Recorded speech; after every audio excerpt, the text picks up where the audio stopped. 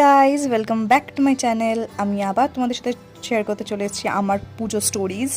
তো আমি part by part তোমাদেরকে সব দেখাবো, কিন্তু জিনিসগুলো শর্টে আপলোড হবে বিকজ আমার ব্রড করা হয়নি, আমি ভুলে গেছি। তো যাই হোক, welcome back to my channel. তো চলো শুরু করা যাক আমার গল্প। তো ঠাকুর দেখা শুরু করলাম চতুর্থী থেকে। আমার স্টুডেন্ট কটা বলেছিল, ম্যাম আগের বছর যেরকম নিয়ে গেছো এবছরেও কিন্তু তোমাকে নিয়ে যেতে হবে আমাদের ঠাকুর দেখাতে। তো যথারীতি চতুর্থীর দিন যেমন বলা তেমন কাজ, পড়ার পর নিয়ে চলে গেলাম স্টুডেন্টসগুলোকে। বাচ্চাগুলোকে তো নিয়ে আর বেশি দূর যেতে পারবো না, তাই নবদুর্গা পঞ্চদুর্গা আমাদের ফেমাস গড়িয়ার যে দুটি পুজো তত দূর অবধি, তাছাড়া আমাদের পাড়ার চারিদিকে আরও যত পুজো ছিল সেগুলো দেখলাম। খাওয়া দাওয়া তো রয়েইছে, ফুচকা দিয়ে শুরু, কোল্ড ড্রিঙ্কস দিয়ে শেষ, তার মাঝখানে এত কিছু খাওয়া হয়েছে। খাওয়ার জন্য তো শুধু বেরোয়নি, মজাও করতে হবে।